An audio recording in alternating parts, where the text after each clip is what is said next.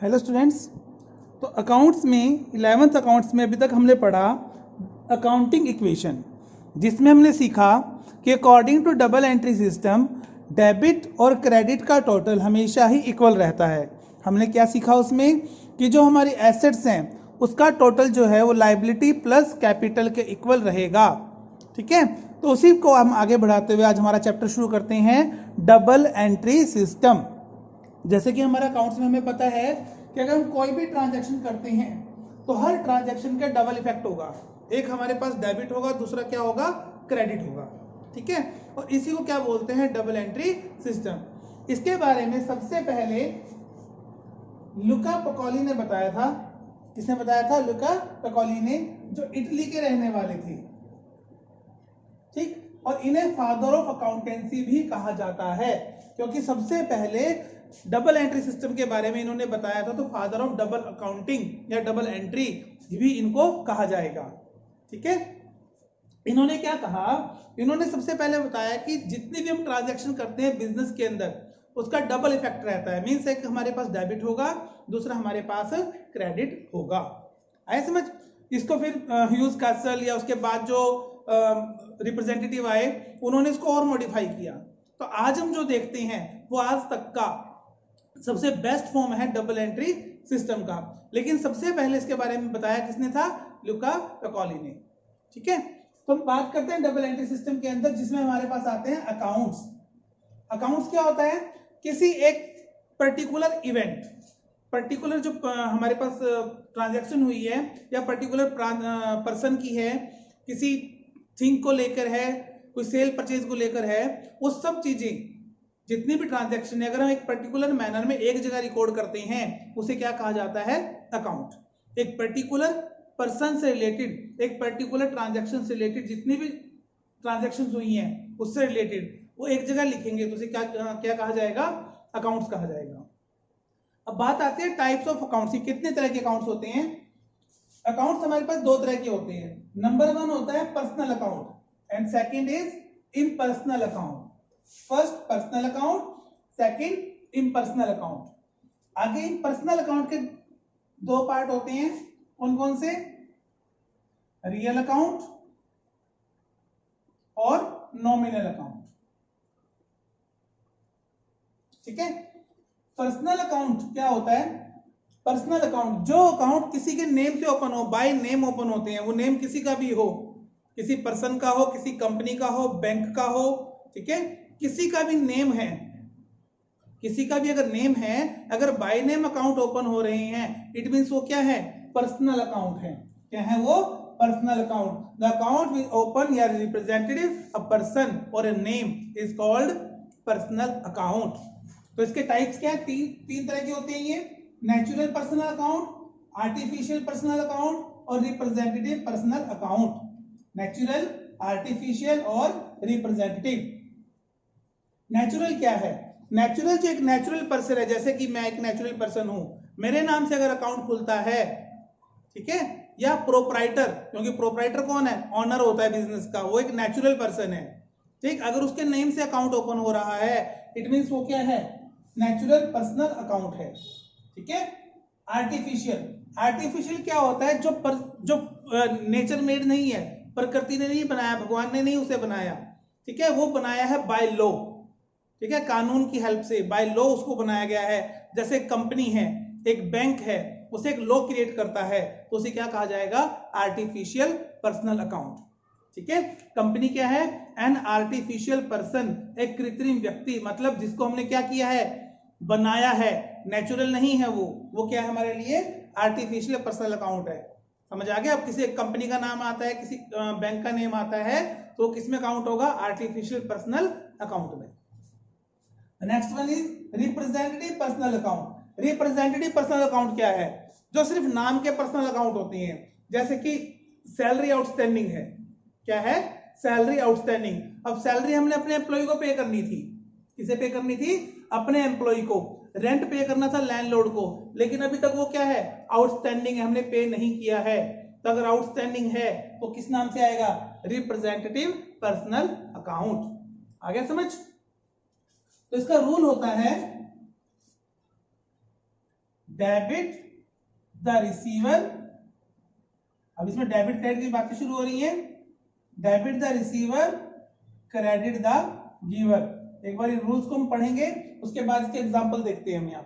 ठीक है, सबसे पहले हमने क्या लिखा, debit the receiver credit the giver. ये कौन सा अकाउंट है हमारा, पर्सनल अकाउंट। सेकंड हमने पढ़ा इम्पर्सनल, इम्पर्सनल जिसमें पर्सन का कोई काम नहीं है। ये रिलेटेड होते हैं एसेट से, लायबिलिटी से, सेल से, परचेज से, एक्सपेंस और इनकम से। तो सबसे पहले इसमें पढ़ते हैं रियल अकाउंट। रियल अकाउंट क्या है, एक ऐसा अकाउंट जो एसेट्स या लायबिलिटी की वजह से अराइज होता है, सेल और परचेज से अराइज होता है।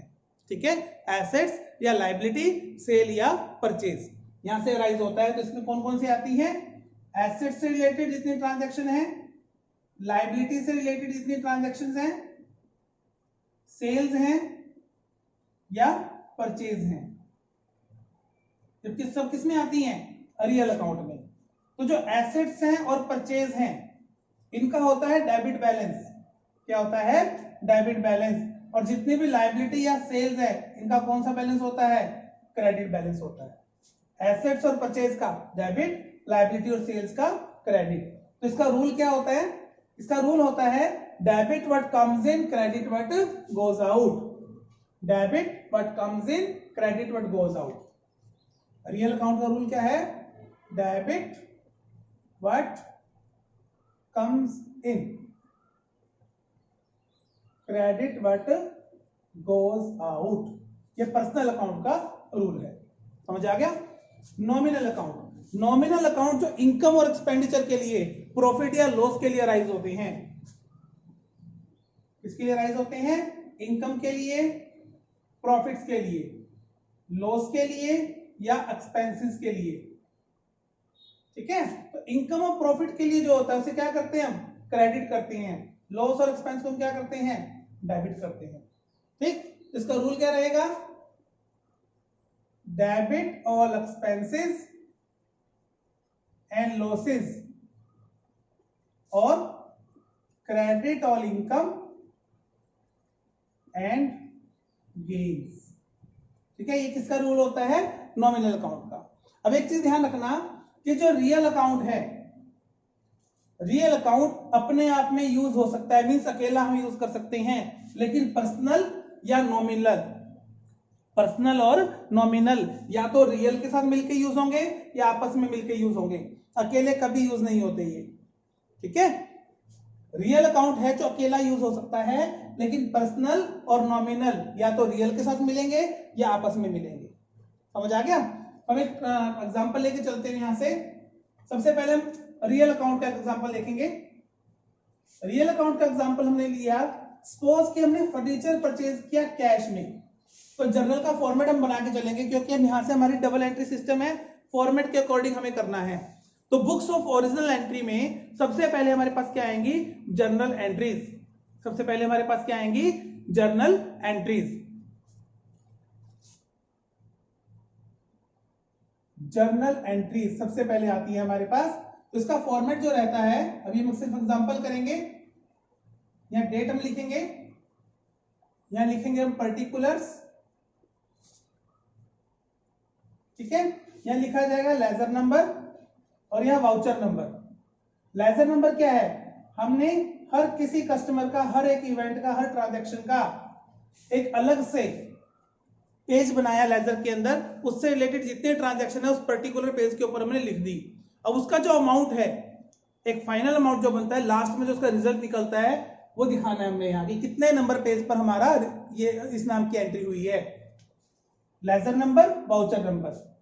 ठीक है, वाउचर नंबर मतलब जो हमारा वाउचर कटा है, बिल कटा है, उसका नंबर आता है यहाँ हम लिखते हैं अमाउंट डेबिट और यहां हम लिखते हैं अमाउंट क्रेडिट। समझ आया। तो सपोज कि जैसे मैंने बताया, सबसे पहले हम एग्जांपल लेते हैं रियल का। इसका लेते हैं real.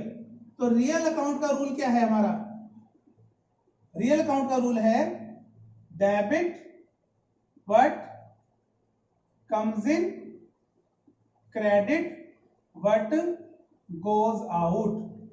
Debit what comes in, जो हमारे पास आया है, हमारे पास मतलब बिजनेस के पास, उसे हम क्या करेंगे, डेबिट करेंगे, और जो हमारे पास से चला गया मींस क्रेडिट हो गया, उसे क्या करना है, हमने क्रेडिट करना है। सपोज हमने एक ट्रांजैक्शन लिखी, फर्नीचर परचेज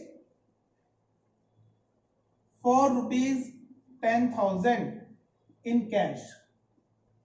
हमने फर्नीचर परचेज किया 10,000 का। अब यहां देखिए कि हमारे पास एंट्री क्या है, फर्नीचर भी हमारी एसेट है और कैश भी हमारी एसेट है।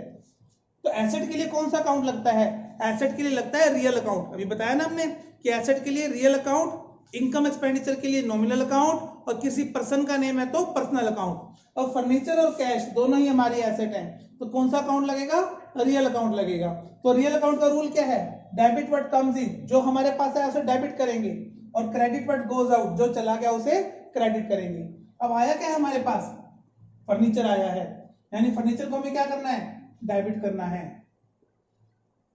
Furniture account debit, furniture account debit, ये DR डॉक्टर का नहीं, डेबिट का साइन है अकाउंट्स के अंदर। ये फर्नीचर अकाउंट डेबिट टू, ये डेबिट हो गया। अब क्रेडिट क्या होगा, जो चला गया, क्या चला गया हमारे पास से, cash, to cash account, furniture account debit to cash account. कितने रुपए से, 10,000। तो 10,000 डेबिट के सामने और 10,000 क्रेडिट के सामने।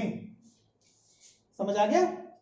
यहां हम एक नरेशन लिखते हैं, नरेशन इसलिए होता है कि डिस्क्रिप्शन दे सकें कि ये जो एंट्री हमने की है ये किस लिए की है, तो उसका डिस्क्रिप्शन जो होता है उसे क्या कहते हैं हम, नरेशन। एंट्री किस लिए की है हमने, फॉर फर्नीचर परचेज। हमें ब्रीफ करना है, इसको पूरा लिखने की जरूरत नहीं है। लग गया पता। सपोज कि हमने गुड्स परचेज की, गुड्स परचेज फॉर कैश 8,000 की गुड्स हमने क्या कर ली, परचेज कर ली। याद रखना परचेज का हमेशा डेबिट बैलेंस होगा, ठीक है। जो परचेज हमारी रहेगी उसका कौन सा बैलेंस होगा, डेबिट, और जो सेल्स होंगी उसका कौन सा बैलेंस होगा, क्रेडिट। तो परचेज हमेशा क्या रहेगी, डेबिट। अब हमने परचेज किया तो गुड्स हमारे पास आई हैं, डेबिट व्हाट कम्स इन, किसके नाम से, परचेज के नाम से, परचेज अकाउंट डेबिट टू, चला क्या गया हमारे पास से, कैश, जो चला गया कैश अकाउंट। कितने से, 8,000 डेबिट और 8,000 ही क्रेडिट। आगे समझ। डिस्क्रिप्शन देंगे हम, क्या लिखेंगे, for goods purchase in cash. आप लिखना चाहो इन कैश तो लिख सकते हो, अदरवाइज नहीं लिखना चाहे कोई दिक्कत नहीं है। नेक्स्ट एंट्री है हमारे पास, सपोज कि हमने गुड्स सेल कर दी, goods sale goods sale for cash ₹20,000, ठीक है।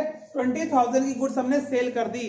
अब गुड्स सेल की हमने कैश, तो डेबिट व्हाट कम्स इन, हमारे पास आया क्या है, सेल करने से कैश आया है, क्योंकि सेल का तो कौन सा बैलेंस है, क्रेडिट बैलेंस है। तो debit what comes in, cash हमारे पास आया है, तो कैश अकाउंट डेबिट टू, जो चला गया, क्या चला गया, सेल्स अकाउंट। सेल्स हमेशा क्रेडिट होती हैं, तो सेल्स अकाउंट कितने से, जो भी अमाउंट हमें गिवन है।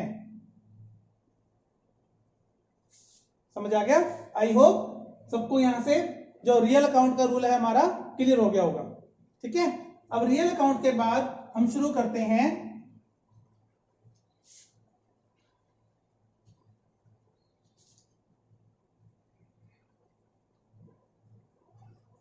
रियल अकाउंट के बाद सेकंड हम करते हैं पर्सनल अकाउंट। कौन सा है, पर्सनल अकाउंट। मैंने भी बताया कि जो रियल अकाउंट है वो अकेला यूज हो सकता था, लेकिन पर्सनल अकाउंट अकेला यूज नहीं होगा, उसको या तो रियल चाहिए या नॉमिनल चाहिए। तो पर्सनल अकाउंट का रूल क्या था, डेबिट द रिसीवर और क्रेडिट द गिवर। जो रिसीव कर रहा है पर्सन का नेम होगा तो पर्सनल अकाउंट होगा। जैसे भी हमने एक एंट्री लिखी थी, गुड्स परचेज फॉर कैश, अब यहां कैश नहीं है, goods purchase from Ram ₹10,000। Ram से हमने 10,000 की गुड्स परचेज कर ली, कैश नहीं की, इट मींस क्रेडिट है। अब राम आ गया, राम क्या है हमारे लिए, किसी पर्सन का नेम है, तो ये पर्सनल अकाउंट है। क्या है ये? Personal account. लेकिन जो परचेज है वो कौन सा अकाउंट है? Real account. तो परचेज हमेशा क्या होती है? डेबिट होती है। तो हमने क्या किया?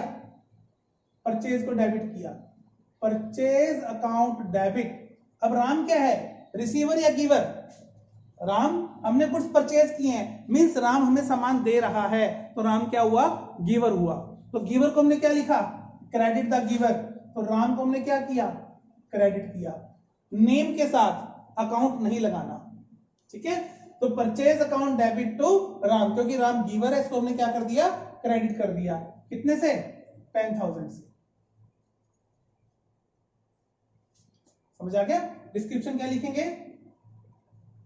For goods purchase on credit. क्या पता? और सपोज कि हमने गुड्स सेल किए हैं, goods sold to Mohan,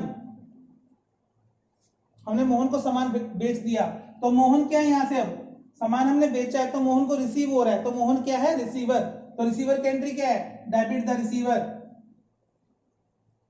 Mohan debit to sales account, Mohan debit to sales account. तो क्या एंट्री होगी यहां? For goods sold to Mohan, जितनी भी अमाउंट है वो हम यहां रिकॉर्ड कर देंगे। आगे समझिए पर्सनल अकाउंट, ठीक है। तो पर्सनल अकाउंट क्या है? जो बाय नेम ओपन होते हैं और ये कभी भी अकेले यूज नहीं होते, ये रियल या नॉमिनल के साथ मिलकर यूज होंगे। तो क्या पता? The third one is nominal account. Third one is nominal account. तो नॉमिनल अकाउंट क्या कहता है? नॉमिनल अकाउंट कहता है कि आपकी जितनी इनकम है, जितनी इनकम है या प्रॉफिट है, उसे आप क्या करोगे? क्रेडिट करोगे। और जितने लॉस हैं या एक्सपेंसेस हैं, उन्हें आप क्या करोगे? डेबिट करोगे, ठीक है। सपोज कि हमने क्या किया? एक ट्रांजैक्शन लिखी, salary paid for cash, salary paid ₹10,000, salary cash में पे कर रहे हैं हम, सैलरी पेड टू पेड ₹10,000। अब सैलरी हमारी इनकम है कि एक्सपेंडिचर है? अगर हम पे कर रहे हैं तो सैलरी हमारा एक्सपेंडिचर है, तो एंट्री क्या होगी? Salary account debit to. अब देखिए सैलरी पे की है तो सैलरी हमारा एक्सपेंस है, इसके लिए क्या लगाया हमने? Nominal account. लेकिन पे किया है, इट मींस कैश आ गया, कैश की ट्रांजैक्शन होगी ना, तो कैश हमारी क्या है? एसेट है। एसेट के लिए कौन सा अकाउंट? Real account. क्या रूल है? Credit what goes out. तो कैश हमारे पास से जा रहा है, it means credit what goes out to cash account. समझ आ गया? अगर हमने सैलरी पे की है तो एक्सपेंस डेबिट हो गया और कैश क्रेडिट हो गया, क्योंकि कैश क्या है हमारे लिए? रियल अकाउंट है। एसेट है ना, तो एसेट के लिए क्या है? Real account. कौन सा रूल लगेगा? क्रेडिट वट गोज आउट, ठीक है। नेक्स्ट है, अगर इनकम रिसीव होती है, सपोज की कमीशन मिल गया, कमीशन रिसीव ₹5,000।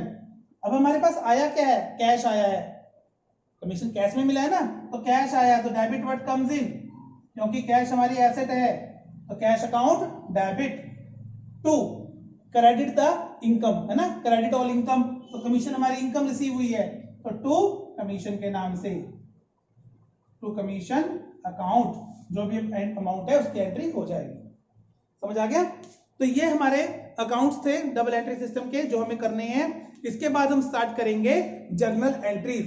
तो तब तक इन अकाउंट्स को देखिए, जब तक इन 3 अकाउंट्स के रूल पता नहीं लगेंगे जर्नल नहीं आएगी, और अगर जर्नल एंट्री नहीं आती तो इट मींस हमें अकाउंट्स भूल जाना चाहिए, ठीक है। तो जर्नल जो है बेसिक है अकाउंट्स का, तो बेसिक जिसे हम बोलते हैं बुक्स ऑफ ओरिजिनल एंट्री, सबसे पहले हमारे पास क्या आती है? जर्नल ही आती है। हो गया क्लियर? तो यहां तक इसको कीजिए आज प्रैक्टिस।